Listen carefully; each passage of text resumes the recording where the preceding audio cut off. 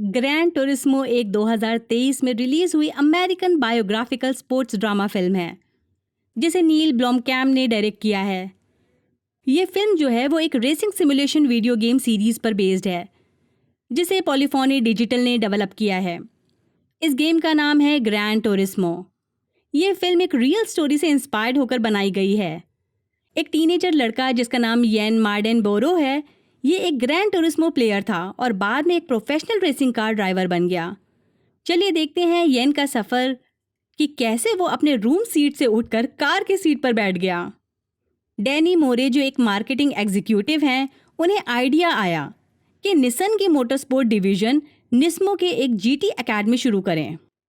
इसका कॉन्सेप्ट है कि वो स्किल्ड प्लेयर्स को रिक्रूट करेंगे जो ग्रैंड टूरिस्मो जैसी रेसिंग सिमुलेटर खेलते हैं, यानी जो जीटी की कार रेस वाली गेम खेलते हैं। डैनी मोरे उन प्लेयर्स को एक असली रेसिंग ड्राइवर बनाएंगे। डैनी ने एक पुराने ड्राइवर जैक सेल्टर को हायर करने का सोचा है। ये अब मैकेनिक बन गए हैं। जैक प्लेयर्स को ट्रेन करेंगे।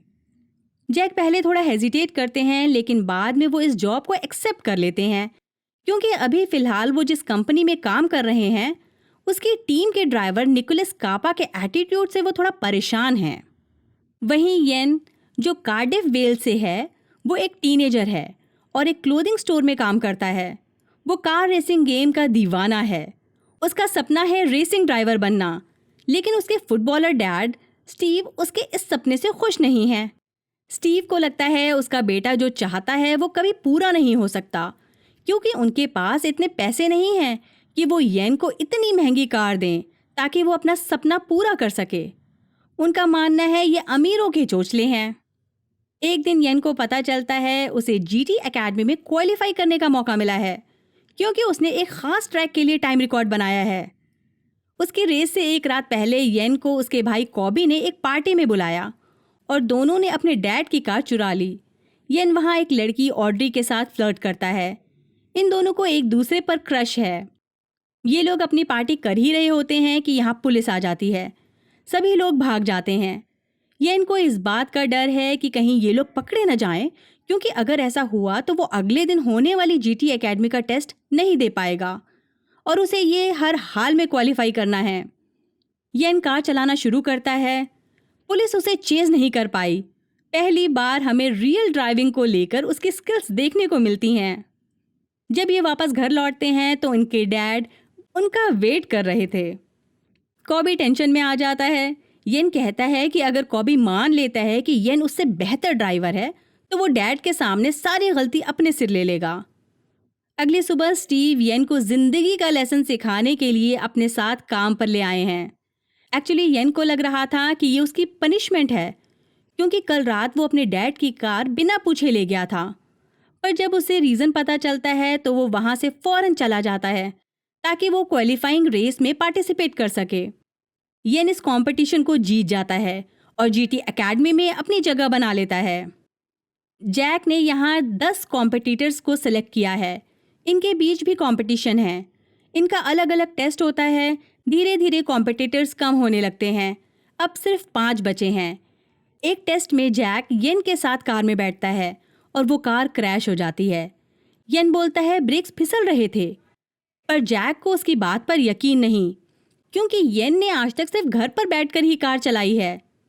लेकिन जब एनालिस्ट चेक करते हैं तो ये बात साफ हो जाती है कि येन सही बोल रहा था। जैक हैरान हो जाता है। अब बचे हुए 5 कॉन्टेस्टेंट्स के बीच एक फाइनल रेस होगी।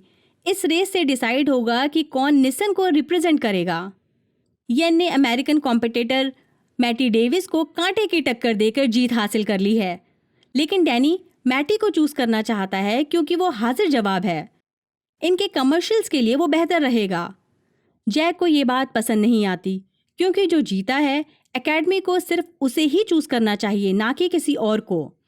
फाइनली येन को चुन लिया गया है। येन को बताया जाता है कि अगर वो किसी भी एक क्वालिफाइंग रेस में कम से कम 4th आता है तो उसे प्रोफेशनल लाइसेंस और निसन के साथ एक कॉन्ट्रैक्ट मिल जाएगा। उसकी पहली प्रोफेशनल रेस ऑस्ट्रिया में है। इस रेस में निकोलस कापा भी है जिसे जैक पसंद नहीं करते। वो येन की कार को टक्कर मारता है जिससे येन की कार घूम जाती है और उसे लास्ट पोजीशन मिलती है। पर वो रेस फिनिश कर लेता है। अगले कुछ रेसेस में येन की धीरे धीरे इम्प्रूवमेंट नज़र आ रही है, लेकिन स्पेन की लास्ट रेस में येन फिनिश नहीं कर पाता। इसके बाद ये दुबई जाते हैं अपने आखिरी क्वालिफाइंग रेस के लिए। यहाँ रेस के दौरान निकोलस कापा एक टर्न बहुत तेज़ी से लेता है और उसकी कार क्रैश हो जाती है। इस क्रैश के असर से उसकी विंडशील्ड क्रैक हो जाती है और येन 4th पोजीशन पर आ जाता है। उसे लाइसेंस मिल जाता है। फिर येन टोक्यो जाकर डैनी और जैक के साथ अपना कॉन्ट्रैक्ट साइन करता है। जैक येन से पूछता है वो इस अमाउंट से क्या करेगा, तो येन बोलता है वो इससे एक घर खरीदेगा। जैक कहता है उसे ऑड्री को यहाँ बुलाना चाहिए और उससे अपने प्यार का इजहार करना चाहिए। येन अपने साइनिंग बोनस से ऑड्री को टोक्यो बुलाता है। इस दौरान उनका अफेयर शुरू होता है। कॉन्ट्रैक्ट साइन करने के बाद येन की पहली रेस नॉर्थ शील्ड पर है। ये एक रेस ट्रैक है जो बहुत ही ख़तरनाक है। इनकी रेस अच्छे से शुरू होती है और एक हाई पोजीशन मेंटेन करती है, लेकिन रेस के दौरान येन की कार का फ्रंट हवा में उड़ जाता है और कार एक बैरियर से टकराकर क्राउडेड एरिया में चली जाती है। येन को फौरन मेडिकल सेंटर ले जाया जाता है और हॉस्पिटल में उसे बताया जाता है कि इस क्रैश में एक दर्शक की मौत हो गई है। ये सुनकर येन बहुत ज़्यादा डिस्टर्ब है। वो दोबारा रेस करने में बहुत हेजिटेट कर रहा है। जैक येन को उसी ट्रैक पर ले जाते हैं जहां यह हादसा हुआ। तब जैक रिवील करते हैं कि उनका 24 आवर्स वाली रेस में एक्सीडेंट हुआ था, जिसमें एक ड्राइवर की मौत हो गई। उसके बाद जैक ने रेस करना छोड़ दिया। उसे अब अफसोस होता है कि उसने गिव अप क्यों किया। उसे गिव अप नहीं करना चाहिए था। येन पर एक इंक्वायरी चलाई जाती है जिसमें वो बरी हो जाता है, यानी येन की कोई गलती नहीं थी। दूसरी तरफ प्रोफेशनल रेसर्स का नज़रिया सिम ड्राइवर्स के खिलाफ बदलने लगा है। कुछ लोगों को अब लगने लगा है कि SIM drivers real world racing के लिए तैयार नहीं हैं। उन्हें अपने कमरे में ही बैठकर गाड़ियां चलानी चाहिए। इसके जवाब में डैनी का फैसला है कि एक सिम ड्राइवर टीम को लेमेंस रेस में कंप्लीट करना चाहिए और पोडियम पर फिनिश करना चाहिए ताकि उनकी विजिबिलिटी प्रूफ हो सके। डैनी ने मैटी और दूसरे GT academy participants Antonio cruise को इनलिस्ट किया है ताकि वो तीनों येन के साथ एक टीम बनाए। रेस के दिन स्टीव येन की रेस देखने आए हैं। वो अपने बेटे से माफ़ी मांग रहे हैं कि उन्होंने उसके पैशन को सपोर्ट नहीं किया। रेस शुरू होती है, पर स्टार्टिंग में ही फेडरिक की कार का एक्सीडेंट हो जाता है और उसकी कार में आग लग जाती है। ये देखकर येन काफ़ी डर गया है। उसके कार की स्पीड स्लो होती जा रही है। येन को इंकरेज करने के लिए जैक को आइडिया आता है। वो उसका फेवरेट म्यूज़िक बजाते हैं। ये म्यूज़िक येन अपने ट्रेनिंग के दौरान अपने को मोटिवेट करने के लिए सुनता था। मैटी और एंटोनियो अपनी पहली शिफ्ट को बिना किसी प्रॉब्लम के कंप्लीट कर लेते हैं, लेकिन एंटोनियो को अपने 5 सेशन में क्रैम्प्स आने लगते हैं, जिस वजह से उसे पहले ही बुला लिया जाता है। पिट स्टॉप के दौरान मैकेनिक फ्लिक्स से एक व्हील नट गिर जाता है, जिससे येन कुछ पोजीशंस पीछे हो गया है। येन अपना दिमाग लगाता है और उसी ट्रिक को फॉलो करता है जिसको वो अपनी पीएस गेम के दौरान किया करता था और अपनी पोजीशन फिर से हासिल कर लेता है।